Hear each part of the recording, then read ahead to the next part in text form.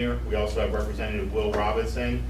We have Dr. Ravi Shari, HCA West Florida Division President. I want to thank him for being here. We have Sherry Corrier, Manatee County Administrator, and we have Dr. Scott Self, who's an ED doctor here at Blake Medical Center, and I think we'll offer some interesting thoughts as well. So thank you all for being here. We'll go over some of the things that we're doing in terms of the COVID-19 response. Of course, our mission really focuses on protecting the vulnerable. We've, from the very beginning, wanted to expand testing. We are definitely doing that. 2 days, yesterday, we reported 95,000 tests. Today, I think we're over 80,000 tests. To put that in perspective, Taiwan has done 78,000 tests the entire pandemic. And there are 23 million people. So we're definitely doing a lot of testing, practicing social distancing, and supporting hospital and healthcare workers. A couple updates on some of the things that we've been working on. Today, hospitals throughout Florida will be getting additional shipments of the therapeutic remdesivir. That had been something that a lot of the physicians have been using. We got positive responses for it. Of course, that's a new therapeutic that had been developed by Gilead and had been given an emergency use authorization by the FDA. We're scheduled to get some more later in the month, but there was a need to be able to expedite that. So I worked with the Vice President and I worked with Secretary Azar to get that expedited so that there would be a gap in treatment. So those will be arriving today, and that will be a lot of vials, and hopefully we'll be able to serve the patient's needs. We also have more than 1,000 personnel, contract personnel, who are going to be deployed around the state to offer support for different services that are being undertaken. Some of it will be long-term care, COVID-only facilities. Some of it will be supporting some of the normal medical operations. Some of it may be supporting testing. When we talk to people around the state, particularly with the hospital system, a lot of it's just making sure there's enough personnel to do all this. COVID is very labor intensive.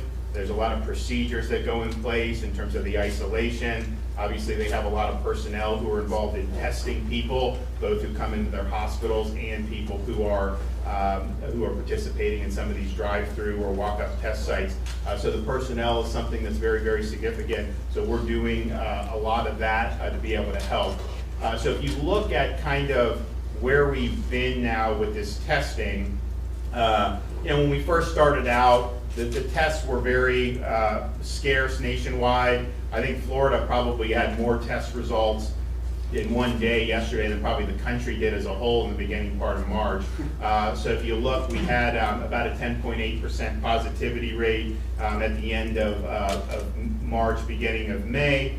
That kind of went down, and then we really had a good stretch from kind of the end of April through that June 13th. Where we were 5.1% or under. Sometimes we were 2-3% in terms of the positivity. So as the cases expanded, or excuse me, as the testing expanded, the positivity was manageable. So yes, you had more cases, but that was kind of what you'd expect. If you test 200,000 people at a 3% rate, you're going to get more cases than if you test 100,000 people at that. And then I think as you see, when we started to see more cases, yes, we've been testing more the last 3 weeks by far than we have before, but you see that 614 to 620, the positivity then goes up to 9.6%, and then the next week in June, 12%, and then we were 14.8% for the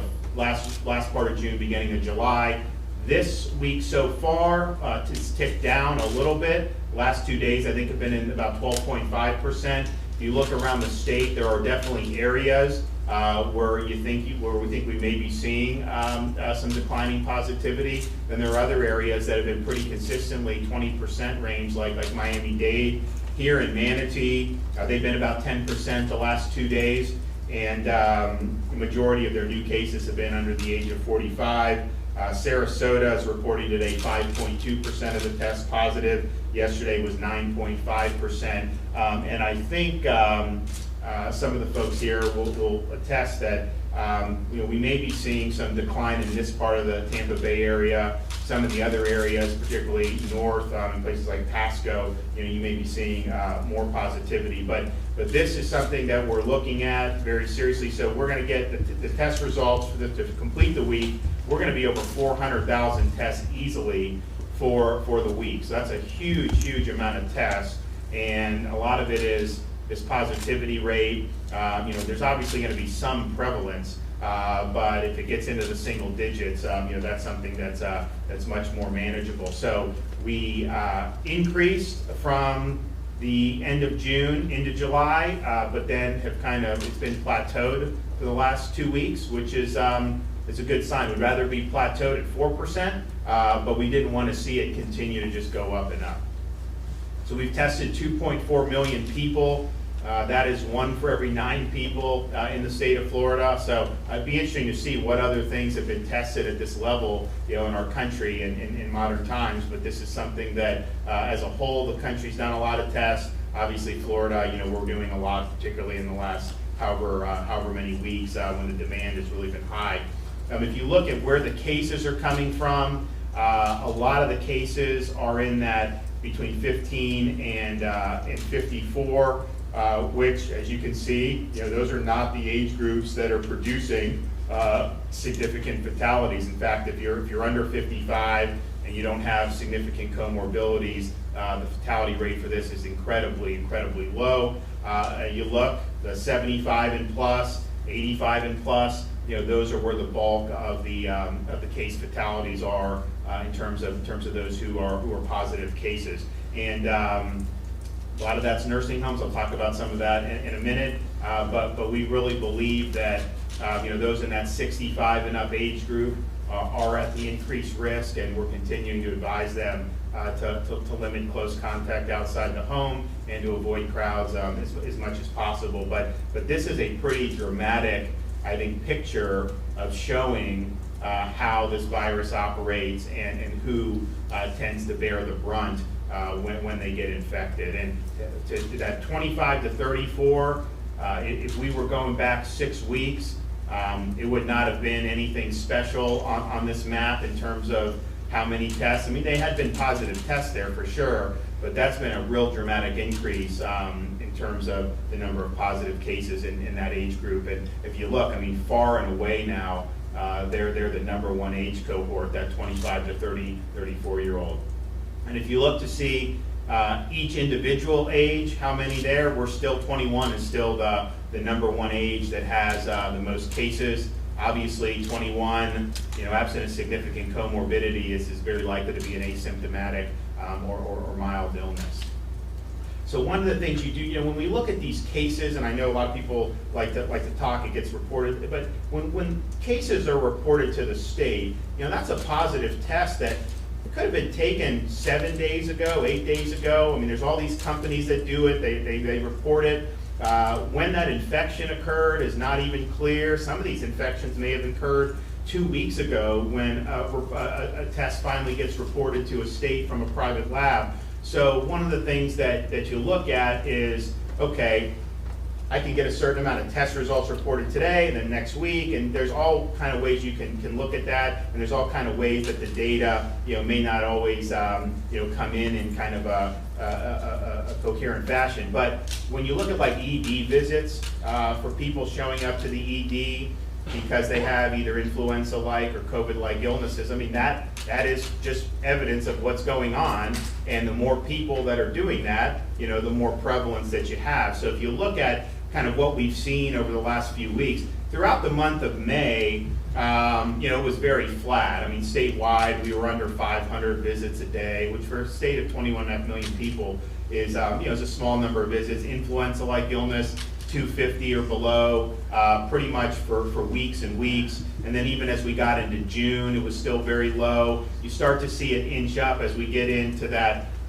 third week of June. When we get into the 6/14, it goes up. You start to see more visits. And then the following week, it escalates more. And then at the end of June, it escalated to where we were seeing more than 2,000 ED visits a day for COVID-like illness. Now, going to the ED doesn't mean you're going to be admitted to the hospital, but it means you're showing up, and if you're symptomatic, a lot of times they are testing you. Now we have seen statewide, this start to trend downward, but you look at a couple days, and sometimes that can be more noise than signal. So we want to continue to look at that. I think they'll talk about here, the ED visits have skewed younger and kind of that 35-year-old range, which obviously is a different kind of clinical cohort than the 65 and up. But that the syndromatic surveillance and looking to see that is very instructive in terms of what we're doing or what's going on in the state of Florida.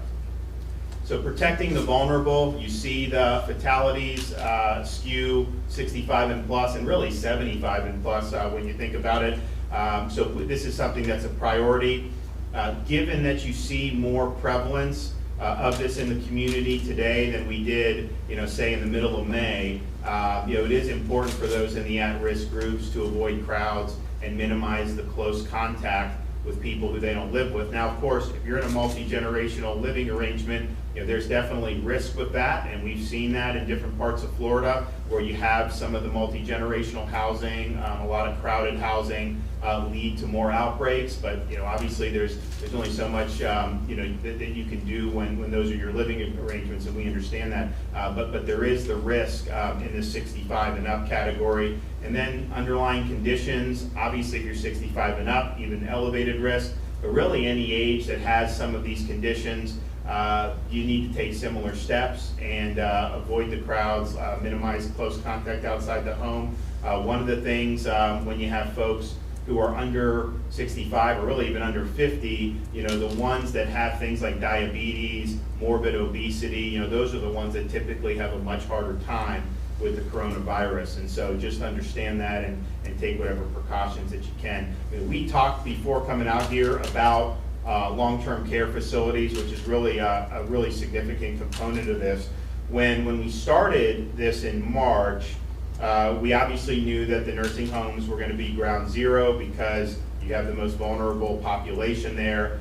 So we did things like we prohibited visitors. So you've been had visitors in nursing homes since the middle of March. That's a tough thing for a lot of people, but we feared that you would see more introduction of the virus if you allowed that. We also prohibited hospitals from discharging COVID positive patients back into the nursing homes. I think when that was done in other states, that really had negative consequences, and we felt that was the better course of action.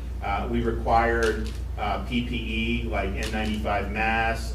We sent 10 million masks plus to long-term care facilities, face shields, gowns, gloves, all that. And so we required them to use the PPE, but we provided the PPE because we understood that was important to try to minimize spread within those facilities. But we also understood as we started to get into April that even with doing all those precautions, you would still have it get in with the staff member, maybe not wearing the PPE right, maybe just PPE wasn't as effective as we wanted it to be. But so you would see cases there. We sent the National Guard to do a lot of testing in the nursing homes because we understood that we needed to identify cases before they could spread like wildfire. And so we understood that there was a need for some of these folks who, if you do test positive and you're a resident of a long-term care facility, that you had to be isolated appropriately so that you didn't spread it to other residents. And some of these nursing homes, long-term care facilities, they're just not set up to do appropriate isolation. And so we said you need to transfer those folks. Now, some of that was just sending them to the hospital where they're basically just boarding because they are medically stable. So we felt that wasn't probably the best use of hospital resources if we could help it. And so we've now established 13 COVID dedicated nursing facilities in the state of Florida. So these are nursing facilities that all their patients are COVID positive. So if you have somebody who tests positive in a nursing home in Manatee County, you can send them to Carrington Place in Pinellas or Polk or Charlotte. We're working on bringing on a couple more of these facilities, but this way they're able to be isolated and not spread it into their home facilities. We started the Pan American, or the Miami-Dade Care Center, last week. We think that that's going to be filled probably within a couple days, and we have a number of in South Florida, Central Florida. We're also working, I know the Tampa Bay area, they've dealt with a lot of nursing home outbreaks, particularly in Pinellas County, and that's been a concern. And so while this Carrington place is good, we want to see if there's ways that we can expand the footprint. But this is an important tool to protect residents of long-term care facilities who are the most vulnerable, but also, not needing to send, if someone is stable or asymptomatic, having a place where they can go where they're not going to infect other people, and they can be cared for. So I want to thank Secretary Mary Mayhew for really working hard on that. And we talk about the new facilities and the additional beds that we're bringing on every day for this. And just to show why this is important. So here in Manatee County, they've had, I think as of yesterday, or as of this morning maybe, 138 COVID-related deaths. 91 of them have been related to long-term care facilities. So that's 66% of the corona-related fatalities have been linked to long-term care facilities. And so that's not only just saying 65 and up, but just 65 and up and then residents of these facilities. Sarasota County, close by, they've had 100 corona-related fatalities. 65 of them were related to residents of long-term care facilities. So again, 65%. So this is really, really a significant part of this fight. Social distancing, we have a much better idea now than in March about what the virus likes and doesn't like, and closed spaces. And I think you're seeing a lot of this activity throughout the entire Sun Belt. And some people have said it's because when it's hot, people would rather be inside and enclosed air-conditioned spaces. And the point is that if you're in an area where you have a crowd of people indoors, in a party or something like that, the air conditioning, it is going to be a better vector for transmission. There's just no doubt about it. People's homes, obviously, most people get infected from family members or friends, and especially in the air conditioning, that's going to be something that's going to be a good vector. The outdoor transmission has not been as significant. The sunshine, the heat, and humidity are generally your friend when it comes to this virus. Virus doesn't typically like that. Would prefer to be in the enclosed environments. Big crowds obviously provide more risk, and then the close contact settings. When you're in sustained close contact with people, you don't even need to cough or sneeze. We think at this point, if you're talking repeatedly, and you're there for a long time, do it. So really the social distancing is very, very significant. If you maintain appropriate social distancing, you're not going to probably infect anyone or get infected. Facial covering, if you can't do that, is a way that could mitigate some of the particles that you may cough or sneeze or talk with, and could reduce some of the transmission. So if you're not in a situation where you can avoid the 3 C's, or where you can appropriately social distance, wearing the face covering will help you. And again, low risk versus high risk, this is pretty well, I think, well documented at this point. When we talked about flattening the curve back in March, part of the main reason was to make sure that the hospital system could cope with whatever happens in terms of the effects of the coronavirus. And in March, this was a very new virus. And we kind of knew in January it was out there. In Florida, we were testing people as they came back from Asia. Almost all of them were negative throughout February. I think we got our first case at the very end of February. We now know that it was much more widespread than we thought. I think it was the testing criteria that was very limited. But there was problems with PPE. There was problems with testing. There were all these issues. And so now we're in a situation where we've got a lot of test sites around the state of Florida. The hospitals are all testing. You have private companies that are testing. CVSs are testing. So in March, it was very difficult to figure out how to test. Now it's a little easier, which is a good thing for people. And of course, we have drive-through sites, walk-up sites. We've got all kinds of different ways people can test. federal government just did 3 sites in Duval County. They're doing 3,000 tests a day. They're not going to do it for very long. They're kind of moving around the country doing different things, but that's been good.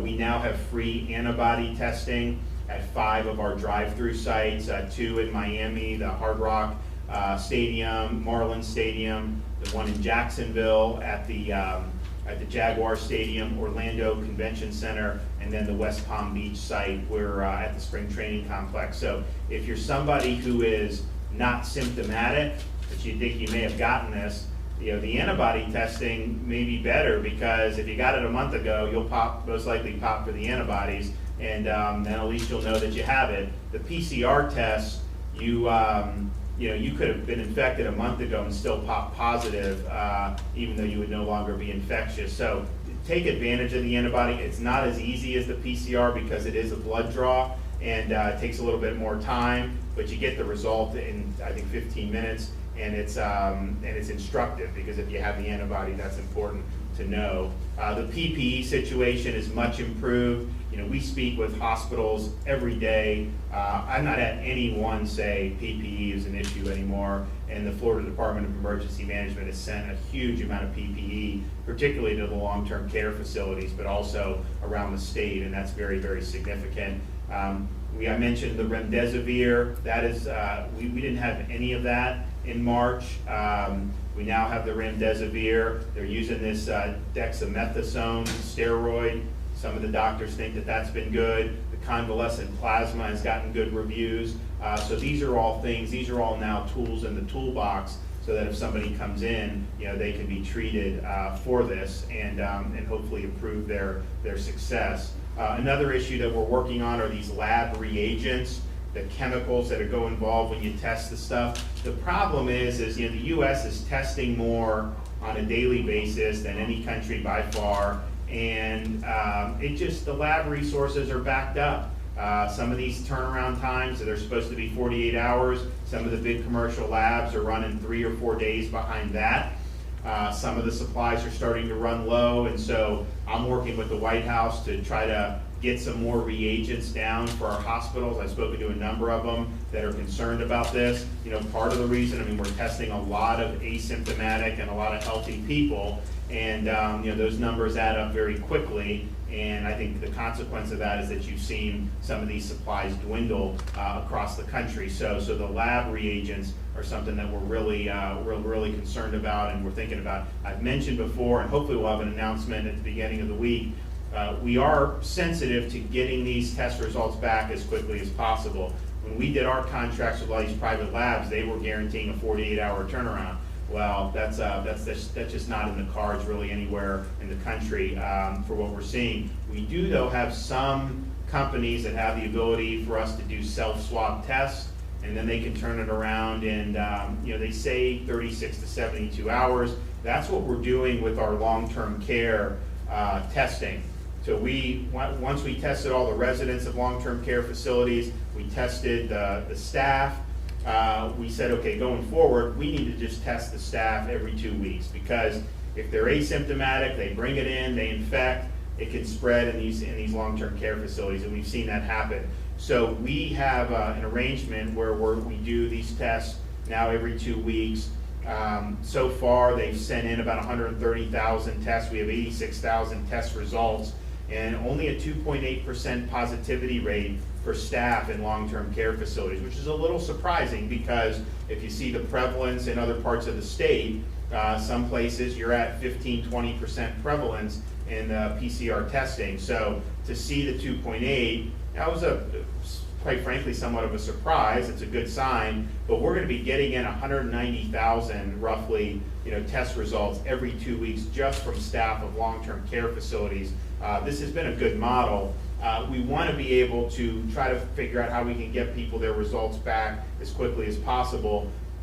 We're focusing that on symptomatic people. Most of the people that are coming to test don't necessarily have symptoms. They kind of just want to know if they have it. Well, if somebody has symptoms, we're going to work on dedicating some of the drive-through lanes for those people, and then having them do the self-swab, sending it to some of the companies that may be able to turn it around a little quicker. I think that is something that would really make a difference. And the thing about like testing the asymptomatic people was, okay, well, if you're asymptomatic, you can spread it, so get tested. Then if you're asymptomatic, you can isolate. The problem is you don't get your results back for 7 days. I mean, what are you supposed to do? Are people just isolating if they're not positive? Most people probably aren't doing that. And so it made sense in theory, but just given the resources with what we're seeing with commercial labs, and then the contact tracing, if you're asymptomatic and you get a result back in 7 days, it's going to be a lot harder than to go back and contact trace who you were with, 2 weeks ago. It's a lot different if you get a quick result and then you can say, yeah, 2 days ago I was here. So, but the lab reagents are running down because of just the total massive amount of testing that's being done on a daily basis, and that's just not in Florida. That is nationwide. So, I want to thank everyone for coming. We're going to pass it around. Folks are going to make some comments. Then we're going to have a little bit of a discussion, and then we'll open it up to some questions. So, President Bill Galvano, floor is yours. Thank you very much, Governor, and welcome to Bradenton, Florida, Manatee County. We really appreciate you being here.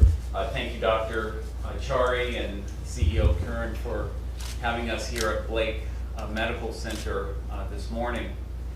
I remember very clearly, it was several months ago, we were in session and you, Governor, called me and you said, Bill, guess what? We have our first recorded cases of COVID-19 here in the state of Florida. And one of those was right here in Manatee County. The other was up in Hillsborough County, just north of here.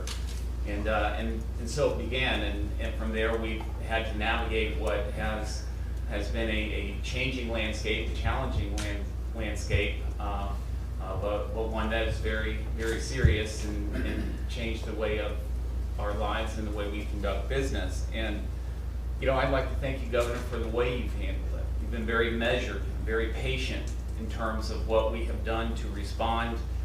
There was not a shoot from the hip mentality that took place in your office and frankly in the leadership of the legislature. And because of that, I think we've responded well. And I would like to underscore a message that you've been sharing when you have been speaking with the public about the data, and it's a big picture about the data, is that when you analyze data, you have to analyze it all. You have to understand every aspect of it. You have to understand its source, for example, how many tests are being taken, how does that compare percentage-wise to the death rate, to the hospitalization rate, all of those things. And too often what I'm hearing is just a single message, just a one message that says, here's what has been tested and here are positive rates. That doesn't really give the clear picture of how we are doing here in the state of Florida, which is frankly better than most of the other states here in the Union. And that same type of measured approach, it was a real pleasure working with you on the budget. As you recall, we got out of session and had a budget together with the Speaker, and I decided we should probably take a little more time and put additional buffers in there for reserves, and which we did, and then we monitored and we watched and we collected data, and because of that, we were able to sustain a budget that came out of this last session with many, many funded programs that represent the dreams, goals, and desires of constituents throughout the state of Florida. And here we are now, very securely into our next fiscal year with that budget. Now, granted, you had to be necessarily a little more aggressive with your vetoes, but nonetheless, that same type of patient measured approach ruled the day and proved to be successful. Here in Manatee County, we've had our challenges, as you pointed out, significantly. They are within our nursing home community, but we've had good leadership here. We've had tremendous leadership from our county commission, our elected officials, and they have responded in a very professional, reasonable, and practical way to the issues that we faced here, our medical community as well, and in large part have followed the standards that you've set forth in your executive orders in terms of how we've responded. And because of that, we have been in pretty good shape here. The Department of Emergency Management has been very helpful to my entire district, but in particular Manatee County, in terms of making sure we had testing sites, the PPE, other types of support that were necessary for us to continue and to sustain ourselves and have stability through this crisis and pandemic. And I feel confident that we will continue to be able to handle it, and look forward to continuing to work with Director Moskowitz and yourself, Governor. And so, I want to congratulate the county that we are in, and I want to thank you again, Governor, for what you've done in terms of managing this pandemic. And I know we're going to hear from the medical experts here at Blake, and I guess you want me to just turn it over to our CEO here, Curran, or do you want to go back through the chair? No. Go ahead. Yeah, absolutely. Well, Governor, appreciate you coming here today, and President Galvano, thank you as well. It's an honor to host you today. I think if I would convey one thing throughout this process to their point is that it's been fluid and it's changing day to day, sometimes hour to hour. But at the beginning of all of this, both as an organization and as well as a facility, we've really focused on a couple of things. One was protecting our workforce so that we can ensure that our facility was here to support our community throughout all of this. And we did that with four main focus areas. We continue those focus areas today, quite honestly. The first is infection prevention, and that has a couple of different pieces. The first is universal masking. All individuals within the facility, both our caregivers as well as our medical staff, and any visitors, vendors, et cetera, go through a screening process and are universally masked. PPE, the governor mentioned that, and we've been able to manage our PPE here to effectively ensure that our caregivers have the appropriate PPE for the appropriate patient. And then we constantly are focused on disinfecting. The second is access control. We have a screening process with our points of entry where everyone who enters into this facility, whether it is a caregiver or a medical staff or a vendor, goes through a screening process. I'm sure all of you went through that process today as well, and we ensure that those individuals are masked and remain masked here. And we've also limited our visitation. Inpatient visitation has been limited here only to certain situations, and that's been very effective, we believe, in helping to ensure that the community spread has not gotten within our four walls. Distancing is the third. We focus on social distancing just like everyone else does in the community, but we also focus on distancing our patients, ensuring that those patients that are either COVID positive or persons under investigation are in particular units and there are no instances of cross-contamination. And then finally, patient flow. We want to ensure that our patients are moved throughout the facility in the most direct manner possible so that we can ensure that we're also, again, limiting potential exposures. So again, Governor, thank you. Appreciate the time, and President Galvano, thank you as well. Great. Dr. Chari, West Florida Division President for HEA. Thank you. Thank you, Governor. Is this working? Does it feel like? Yeah. You could. I think I can speak it loud now. Okay. Well, I want to start off by thanking the governor for being here today, and I also want to thank President Galvano for being here as well and helping arrange this. Bill's right. This started with a patient from Manatee County. It was actually one of our hospitals in HCA, first hospitalized patient in Florida. And I remember the Monday after that, Saturday and Sunday, the governor came down to Tampa and had his first press conference about this, and I was so impressed with him at that time. And then today, having a chance to sit with him over lunch and speak about his understanding and his focus, I was so impressed, continue to be impressed. That stack of papers he has beside him there, he actually knows all of that. He knew what page to turn to right away, and he knows what's going on. So thank you for that. I want to talk a little bit about our division, HCA Healthcare West Florida, and it'll give me some perspective to talk about some things and reflect on the context of which the governor, as well as CEO Curran, spoke about. So we're in 10 counties on the west coast of Florida, treated last year over 1.2 million patients. We have 15 hospitals, 27 ER locations, 13 ambulatory surgical centers, numerous physician practices, and we have over 750 graduate medical education physicians in training in our programs. In fact, we're in a GME room here at Blake, so we're among the largest programs in the state for that, and it gives us great perspective and understanding training the next generation. We have a regional lab, and we have a service center as well. And we're part of a system within the state of Florida where we have over 50 hospitals. And there are a couple of things that I think are really important at this perspective. One, I'll reflect on what the governor said also. In our system, to date, we've had close to 4,000 COVID positive patients in our 15 hospitals, almost 40,000 tested. And one of the things, as he uniquely said, is we see different regions.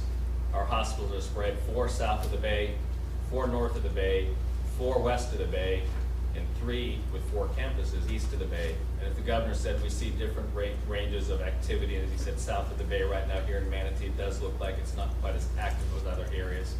We see the activity he talks about in Pinellas with the nursing homes, and so very appreciative of his insight and the help that he's bringing, helping us achieve. I think the other thing I'd like to say that gives us perspective is, with the help of the state and the leadership, specifically of Secretary Mayhew, I'll underscore that our hospitals are safe and open, and a message that I would send, and I know the governor understands as well, send the message to everyone else that yes, COVID is an important disease that we treat, and we're safe. And by the way, we're open also if you have any other significant medical emergencies, because we can't miss on treating those as well. The last thing I'll end on with respect to this area is I'm also very proud of our sister hospital competitors, I guess is the right word in usual times, as we've pulled together in a very unique way, in my opinion, a unique way to support our communities. We share data every morning. I know how many COVID patients there are in the different systems. This system has a unique report. 12 counties come out every day, where we have 77 hospitals, and so we're working together to support in the areas that we work together. And clearly, the governor is aware of those. He mentioned those 3 areas. I brought it to him. Number 1 is the urgency around staffing and the support that we need to ensure that we're able to respond to this rise in cases. The second area that he spoke to that is very close to us is nursing homes and the ability to move patients into other areas, and he spoke to that with his slide, and continue to be responsive. As we said, even today, we need to continue to expand that, so we'll continue to work with him and Mary Mayhew. And the third area is around testing, and again, his deep awareness and knowledge of not only do we need to do the tests, we've got to have the reagents, and we've got to make sure that we're getting these tests back in a timely way so that we can minimize the impact it has on length of stay as well as use of PPE. So again, I want to thank the governor for coming here, thank him for his leadership, and continue to work with him and his team in Tallahassee to improve our ability to care for patients not only in Manatee County but also the West Florida region. Thank you. Great, thank you. Sherry, did you want to go, Manatee County Administrator? Thank you, Governor, and really appreciate the opportunity just to mention a little bit about Manatee County, where we're at right now. About 411,000 people here in the county, where our goal is right now at about 12.5% of the population tested, and we're very focused on following the governor's smart, safe, step-by-step plan, and it includes this ongoing robust testing. That's been a real key for us. As was mentioned earlier, we struggled early on with our long-term care facilities, and I'm really happy to say that with a lot of the different things that the governor has instituted, those seem to be coming online, and it's given us a more deeper and richer understanding of what's happening here locally for a lot of our elders. I think at the local level, a lot of people wonder what goes on behind the scenes when these kinds of emergencies happen, and we're so proud of the relationships that we've built both with our facilities such as Blake Medical Center and CEO Curran and the staff here who have been extremely helpful. As been mentioned, statistics every morning are very important to us as a county.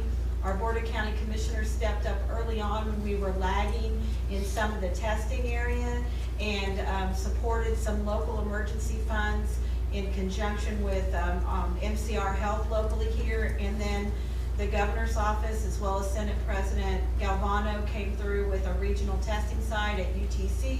We have the walk-up facility at Lincoln Park. We have now at Home Depot on Cortez here. For those of you that need places to go, these are all available. We're averaging about 3,000 tests a day, and those 3 public facilities, and then of course all of the other testing that's going on. And so we feel that we have now come in line with the state. We've come in line with some of the metrics that are needed. And one of the other interesting things that's going on right now on the local level for us, and I'm sure across the state, and I know the other county administrators would want me to also say thank you to the governor for getting the Manatee CARES Act fund out to the local governments. We're balancing, bringing the economy back locally. On Tuesday, the 14th, we roll out our Manatee CARES program, which is a business recovery program. But let me emphasize that in the early stages of that, it's focused on sanitizing, renovating your facilities for safety, of course, practicing good hygiene, wearing, hopefully staff having access to PPE, and then also being able for those businesses to bring back their employees to come back. So it's just been a very rewarding experience. I'd have to say that our emergency management staff, again, Public Safety Director Jake Sauer here locally, Steve Lichauer and his emergency division, along with our Department of Health Executive Dr. Benzie, they've been fantastic, and it's really a group effort. So we want to thank you. We want to thank Senate President Galvano, and I know Representative Robinson is here too. They check in with me regularly as the county administrator, and we work with our board to try to make quick decisions. So thank you for letting us update you on the local stats. Great, thanks. Then we also have Lake Medical Center Director of Emergency Management, Dr. Scott Self. So Scott, can you go ahead and take it away? Sure. Thanks again for coming, Governor DeSantis. If I had one message to deliver to the community, I'd want everyone to know the hospital, specifically the ER, is safe. As Randy mentioned, you have a hard time hearing me? Not quite. As Randy mentioned earlier, we've implemented many things throughout the hospital for patient safety. So that includes things like universal masking, separating patients out that could have symptoms of coronavirus from those who don't. Many things that we've done for months. And I'm concerned, as well as a lot of healthcare givers, that patients are ignoring their symptoms. At the height of when this set in March and April, the ED across Tampa Bay, we were seeing 50% volume drops. These weren't just low acuity patients, these were chest pains, strokes that were waiting and delaying their symptoms or presentation. It's gotten better, but we're still 15 to 20% down from prior year. So it tells me that patients are still not coming in. We're seeing delayed heart attacks and strokes. And I would really just want the community to know that we're a safe place. A testament, I guess, to wrap up to that point is that in Lake ED, over the past, since this began, 4 months or so, we've diagnosed over 300 coronavirus cases, most of which were discharged home. And I've had 0 doctors and 0 physician extenders contract the virus. So that's from appropriate PPE and safe things that have been implemented. So I would just want the community, please don't ignore your symptoms. We're here for you, we're here to help. And I think that's all I have to say. Thank you. Well, no, I think it's a really important message, and I appreciate you delivering that. When the coronavirus emergency began in March, obviously there was a lot of discussion about it. There was really, I think, a sense of fear on a lot of the members of the public about what the virus meant for them. I think a lot of people were very apprehensive, and consequently, you saw a real significant drop in ED visits for things like heart and stroke. Now, those things don't just get cured or stop. I mean, those are kind of consistent maladies that happen. And so CDC looked at it and identified, the big percentage of drop and theorized, and I think this makes sense. I mean, people were scared to come into the hospital because they thought they were going to actually get infected with coronavirus, which I think, as the doctor said, is not going to happen. I mean, this is one of the safest places you can be, but they were fearful of that. And then I think others, thought that there was all the hospitals were doing was corona, all their beds were filled with coronavirus patients. Again, that's not true.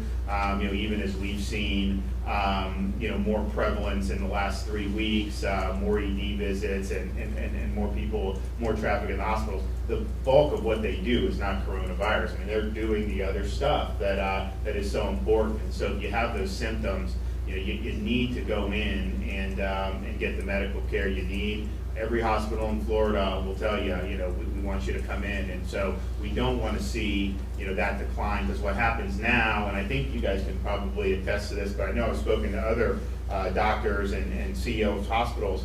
Some of the people that are in intensive care now for things other than coronavirus, their condition worsened because they didn't go in when they needed to go in. And, you don't want to be in a situation where you're doing that. So do you agree with that? Is that what you guys are seeing?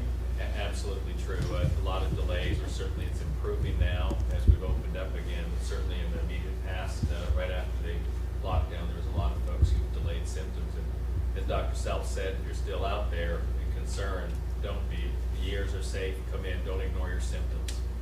Can you just, you'd mentioned kind of like a survey of kind of the Tampa Bay region. You kind of got Sarasota, Bradenton, where the prevalence seems to be a little more stable, hopefully even declining.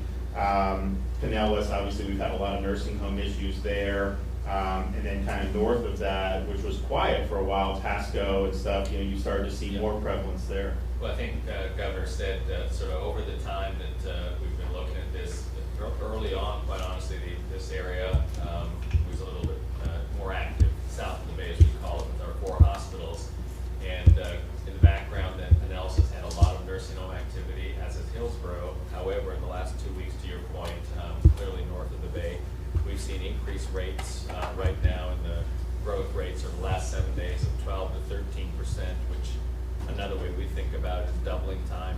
The doubling time is roughly about 12 days to double the number of cases. So we're clearly watching that area carefully. How are you doing on PPE compared to March? It seems like those, I know we've sent out a lot with emergency management, but it just seems like those distribution chains have loosened since kind of the panic in March. Yeah, I think you again understand the situation very well. As Randy mentioned, we have put in a very tight process around PPE management, so we managed it well. And then as this resurgence has come along, we still continue to have good supply. Certainly the allocations have been very helpful along the way. And again, as we've retightened our system and process in the last several weeks to ensure that we have the inventory on hand to take care of patients. So I've been discussing the COVID-only long-term care facilities that we've established, both in terms of a step up from a long-term care. If they're positive, they can be isolated, but also a step down, because a lot of these folks who are positive don't require hospitalization, or they become stable, which is a good thing. So you guys you're utilizing Carrington Place and some of these facilities to transfer some of your COVID positive but medically stable long-term care residents? Absolutely, it's an important part, and we continue, as we talked about over lunch. I appreciate your help in any way we can to expand that, because it becomes a challenge in the hospital to, as Dr. Self mentioned, we have patients coming in, and on the other side of that is moving patients out is something we need to do to maintain that flow and throughput. Great. Yeah, no, we're looking to do, Carrington Place is about 60 beds. We also have Oak Bridge and Pulp, which is over 100 beds. We have a facility in Charlotte County, but we'd like to get another one in the Tampa Bay area. I know that Secretary Mayhew is working with some folks to try to do that. Let me ask Bill Galvano, just how's the economy doing here? I mean, obviously, it's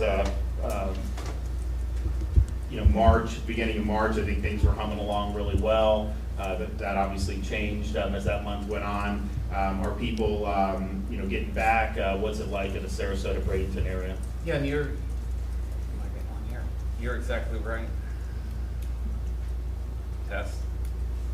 Did you break it? Okay, back on. That's that one. Okay, yes, we like the rest of the state of Florida, we're just, as you say, humming along as we entered into the new year. A lot of growth in the eastern part of our county, a lot of new businesses coming all throughout actually my district. That includes Hillsborough County. And then of course we had the shutdown and experienced very consistently here in Manatee County what was being experienced around the rest of the state. We are coming back. The step-by-step measured approach that we worked on. I appreciated the opportunity to work with you on that approach coming back has helped us begin to rebuild little by little. Our county commission, again, I have to recognize their efforts as well as Sherry Corrier's efforts in making sure we maintain that balance between public safety, which of course is paramount, but to understand the implications of not monitoring and not supporting the opportunities economically that need to come online when they need to come online. So we're seeing a comeback, and it's slow but it's steady, and we're going to stay on top of it and make sure that we're not taking steps that are going to put us in a stale position. And frankly, Governor, I don't want to see us go backwards either. I mean, we're learning every day about how to handle this pandemic, and our economy still needs to move forward. And so let's make sure we're still doing that. Great. So Dr. Self, can you talk a little bit about the kind of the demographic age breakdown of some of, you had mentioned some of the traffic you're seeing in the EDs lately, kind of the age breakdown, what do the symptoms look like, and then within that, the folks who tend to have the most problems in terms of any comorbidities they may have. Sure, thank you. At first, I can speak locally, it seemed that this was affecting the elderly more in the nursing homes, and it seems that we got a better handle on that, and I can say that anecdotally over the past month or so, we're seeing it affect the younger population more. I'd say between 30 to 45 years old. Most patients, thankfully, are able to be discharged home. Of course, some of them can't be, and we need to care for them. I would say that the patients that have a challenge with this would be those patients that have other comorbidities like diabetes or morbid obesity. But for the most part, if you're young and healthy, you do very well with this disease, and we've been able to manage it. So I'd say a younger patient population than the past month or so. Great.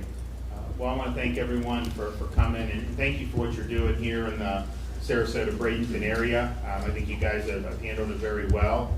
We're obviously not done with it here, but the trends seem a little bit better here than they may be in some of the other parts of the state, so we really appreciate that. We also just thank the folks who've been working so hard, healthcare workers, our first responders, and then just all the Floridians who've really worked hard, just doing the basic things that the people have been talking about to protect themselves and to protect their families, and we really appreciate it. And with that, take some questions. Governor, Chip Osowski, News Channel 8. I have two questions. Can you talk a little bit about the COVID-only facilities hearings in place?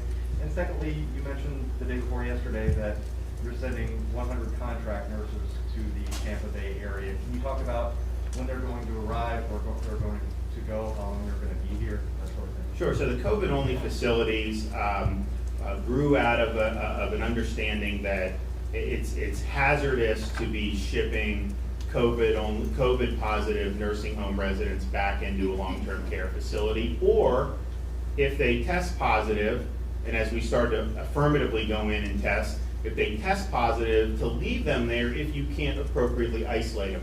We have some nursing facilities in Florida that are phenomenal, that could isolate no problem. Okay, that's fine. But if you can't do that, then leaving a contagious patient there, a nursing home is probably one of the top vectors of where you would see rapid spread.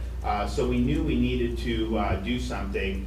So we told these facilities, you got to transfer them to a place that makes sense. Now, where they can be isolated. Now, their first thought is just send them to the hospital, which, fortunately, a lot of these folks don't require that level of care. Like, they are infected, and many of them are actually asymptomatic.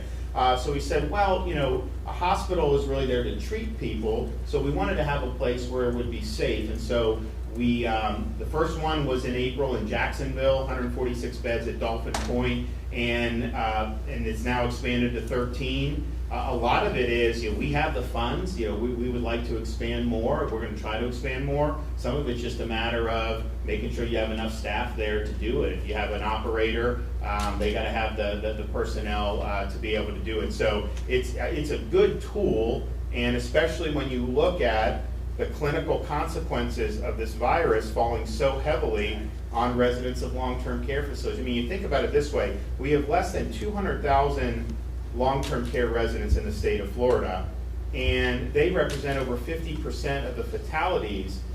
And then you have 21.5 million people, which is not even as many as just that one class of people. So this really is something that is addressing the most riskiest element, and I think that it's something that's very, very important. In terms of the contract employees, so at the beginning of this, we lined up a number of folks, just basically prudent planning, because we didn't know what the eventualities would be. Remember, in March, most of the people were saying the problem was going to be the capacity of hospitals, that there just weren't going to be enough beds, as this thing started to spread. And I think what we found out is, they've got beds, they can put down more beds. They just need to make sure they have enough folks to staff the beds. And one of the things, you learn from things as you go through this.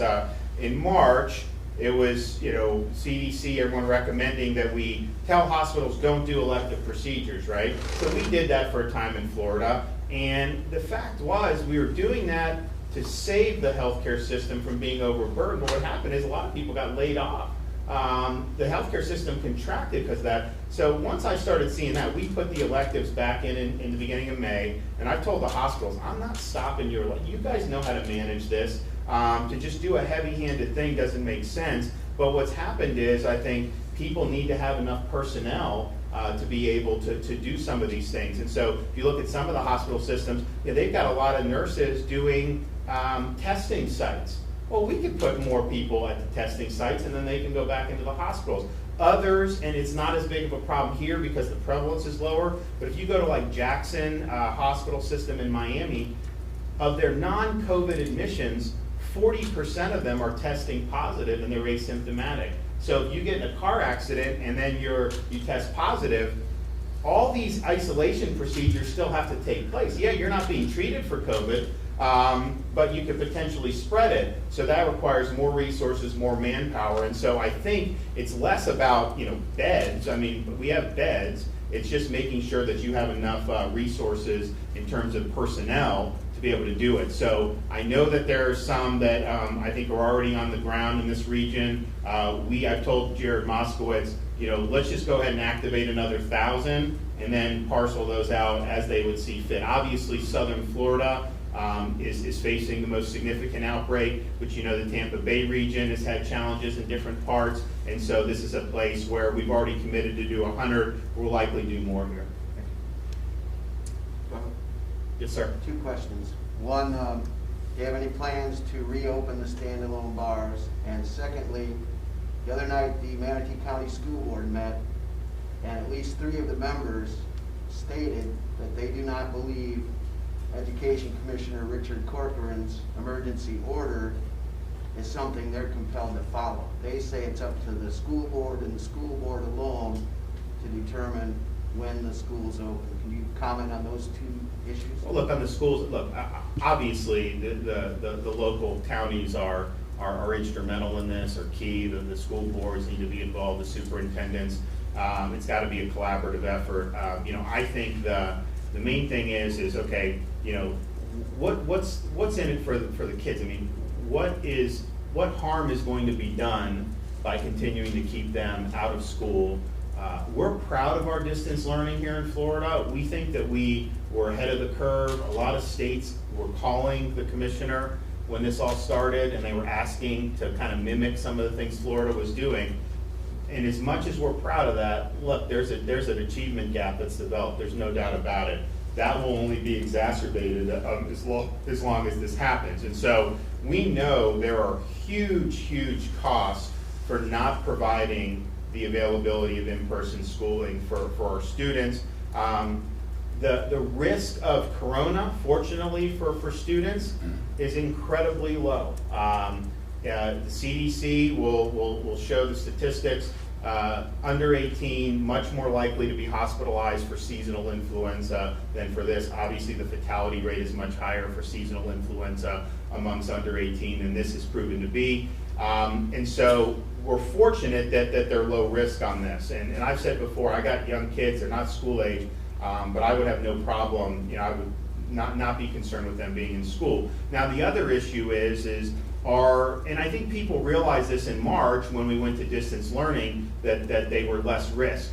But people say, well, kids may be the vectors then in the community, because that's what happens in an influenza outbreak. It's like a petri dish, they infect everybody, and then it spreads throughout the community. But I think it's been found over and over again, as people have looked at this and studied this, particularly in Europe, that the school children actually aren't vectors for this. For whatever reason, they usually get infected by the parents. They usually aren't infecting adults. And places that have had schools open have not seen the schools contribute to increasing the prevalence of the virus. So just from a student perspective, the risk is low. Obviously, the losses would be significant for them not doing it. But then you look at, okay, just having them there, is that going to affect the community? And there's just not a lot of evidence that they're doing a lot with community transmission. So that's, I think, pretty clear in terms of the data and the facts. And if people have other facts that they can show, I mean, I'm happy to look at it. But we've looked at this 6 ways, and I would recommend. There's a great pamphlet put out by Sick Kids Hospital in Toronto, where they're kind of going through some of the things, talking about what it would look like, and basically their point is the risk is small for kids, but the problems on the other hand of not allowing them back in would be significant. At the same time, if a parent doesn't feel comfortable, they want to opt for distance learning, look, I believe in school choice across the board, and this would be another one, and I respect that. I don't know that there's huge amounts of data to say to keep a healthy kid out, but if that's how you feel, and then obviously if we have students who have some of the comorbidities that are implicated by this, of course, that's something that's very, very significant. But I do think the local folks are going to have to fashion things, and I think it probably will look different here than it will in maybe Broward, and I think it'll look different yet in the Panhandle. But I just think we should all recognize that there is significant cost with not affording the opportunity for kids, to have in-person education. We've had, in spite of the quote, there was a shutdown, right? A national shutdown. Most businesses still operated. You had most of them across the state of Florida. You had things that operated every day, and I don't know. I think in terms of, if you look at things that are the most essential to me, education is as high amongst them as I can fathom. It's very, very important. But I think it needs to be collaborative, and I think that they should work together. But do you think it's mandatory? It's stated in the order that the schools have to open for brick and mortar in August, and the school board disputes that. And then also the question about the bars. Are the schools mandated to open in August, according to the commissioner's order? And I was just reaching over to get to the heart of your question. Yes, the answer is yes. The DOE order cannot be ignored. It needs to be adhered to. Having said that, all the points the governor made about the choice and decision making and the safeguards are encompassed in that order. This is not just a one-sentence order. It's very comprehensive. A lot of time went into it. Commissioner Corcoran wanted to give direction. It also includes a collaboration with the Department of Health, but school boards cannot ignore this order. So you say they have to open brick and mortar in August? The order specifically says 5 days availability of brick and mortar schools at full capacity. Governor, one more question. 2 weeks ago, you were in Tampa for a bill signing, and afterward, your security detail was spotted outside the home of Tom Brady. Did you visit with him while you were here? What was the purpose of that? All I can say is I'm looking forward to the Bucs season. I've been a long time I was a fan of Tampa Bay when I had grown up in Pinellas County when they had the orange uniforms you would go to a game, if they were playing the Bears, there'd be more Bears fans than Bucks fans. There'd be more Giants fans than Bucks fans. And I enjoyed when Coach Dungy rebuilt the team and when Coach Gruden brought him over. But I mean, it's been frustrating a little bit. It had talent, but I think if you have one guy that's gonna light it up, it's gonna be Tom. And I look forward to watching him play. And I think it'll be very good. So. What about the bars, Governor? Why won't you answer the question? I'm asking your office for. Governor, what about the bars? A lot of bar owners.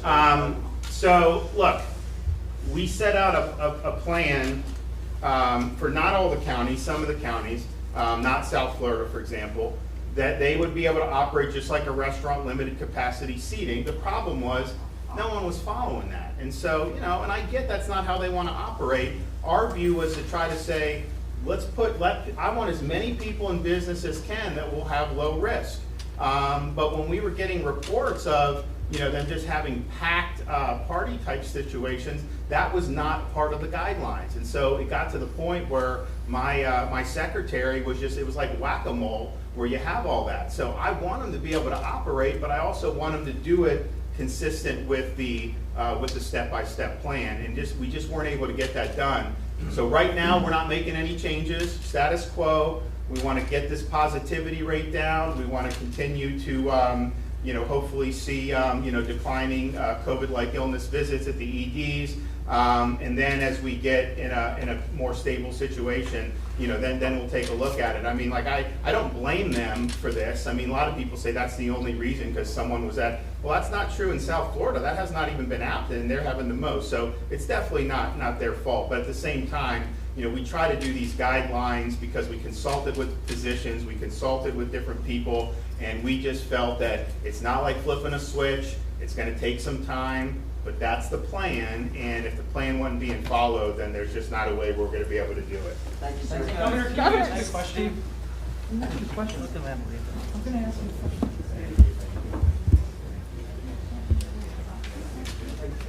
Governor, did you meet with Tom Brady or not? Why won't you answer the question? Are you embarrassed with the answer?